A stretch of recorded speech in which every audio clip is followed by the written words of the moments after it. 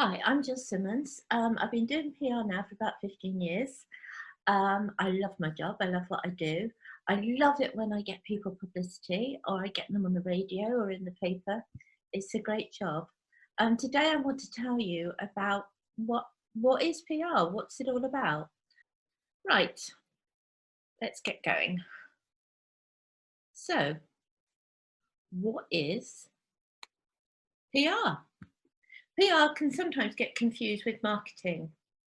Um, It's very different. Well, it's not that different. It's marketing is paid. So you pay for adverts, you pay for leaflets, you pay for your way to advertise. Where PR is a bit gentler. It's a bit, people don't realise that they're still being sold to.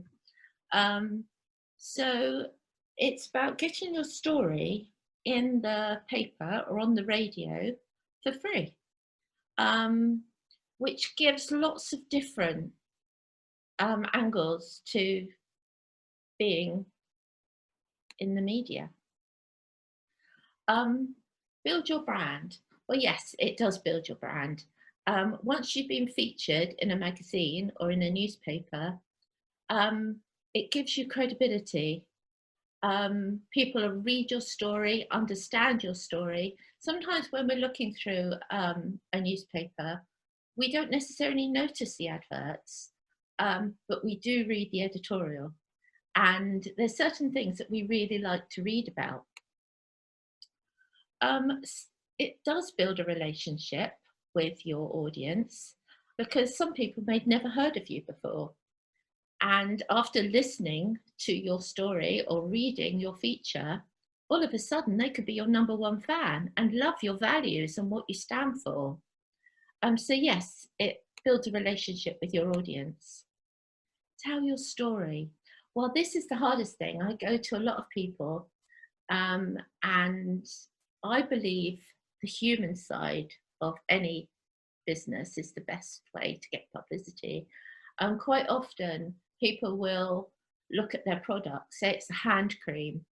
They'll tell you it's a natural hand cream and it's the best, and it's it doesn't give it's allergic free.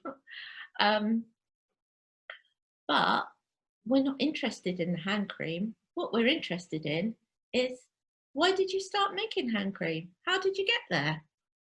Where did you source your materials from? It's your story, your angle. That's the bit that will get you in the paper. I had a lady who was opening a boutique, and I went to see her. She wanted to get on the radio desperately.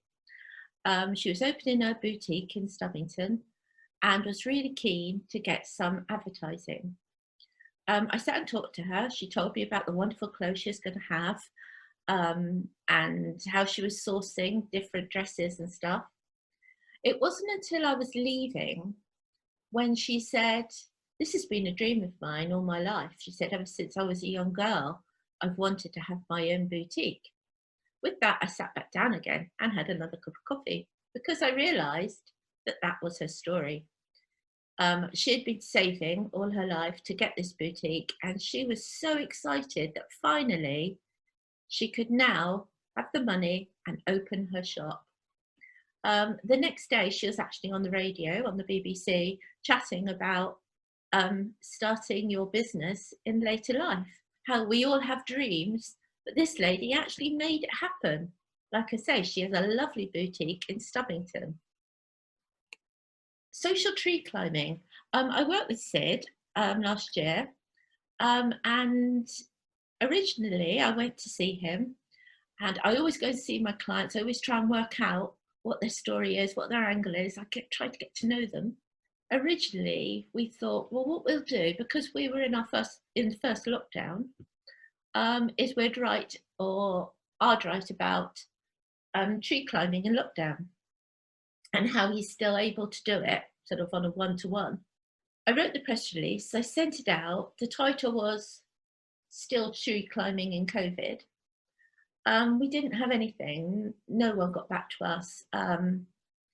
So then I sort of went back to the drawing board, sat down, had another think, listened to the news, worked out what's going on. The next press release we sent out was tree climbing is good for your mental health, which it is, because you go out there and it's absolutely beautiful. You're sitting up in the trees and yeah, you feel amazing afterwards. So the very next moment I sent the press release out, I think Sid got a phone call like 10 minutes after I sent the press release out.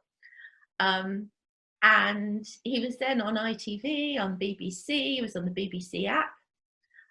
He got great coverage, and that's all because we sat, rethought it, and worked out what the story was. Be creative. Yes, I once, I was working at the King's Theatre over in Portsmouth, and we had an opera that wasn't selling. We couldn't get any publicity for it, and I was really struggling. And then we found out that I had a dog in the opera. So I had the idea, okay, let's audition for dogs to go in the opera. So with that, I contacted the paper, and they ran a story saying they were looking for people to audition to have their dog in the opera. The day of the auditions, one of the chaps came up to me and said, Jill, have you looked out the window yet? I went, no, why? Anyway, I went and looked, and there were people with their dogs queued up Albert Road. And yeah, it was a very fun day. And one of the radio presenters actually brought their dog to audition. So we got it on the radio, we got it in the paper, we got it on the TV, and sales went up. So sometimes you just need to be a little bit creative. The impact of PR. Well, with social tree climbing, he was seen by around 3 million people. So that's a lot of people to see or read about your business. Sales went up. He had more subscriptions for his newsletter. And people are still booking him after the story. And that's a few months gone now. So there's a huge impact with PR. Evaluation. I tend to use Google Alerts. I will put the person's name in Google Alerts. So then I get an email letting me know, because sometimes the journalists don't always tell you that they're going to publish. So, and the other thing I do is, say you get a full page in a paper. Well, if you're in marketing and you were going to buy a page, it would be about £600 or more if it was a tabloid. But you've just got it for free, and it's editorial. People read editorial. Sometimes we don't even notice the adverts. So sort of once you've had your PR, once you've done it, have a look at the value. What audience has it seen? How much would that cost you? And also look at it from a creative point of view. For your next turn, you might leave it a couple of months and then think of it all again. So I'm going to stop sharing my screen now, go back to me. Well, I hope that's been helpful to you. And my name is Gill Simmons, and it's gillsimmons.com. And hopefully you'll be in the paper next. Thank you. Bye-bye.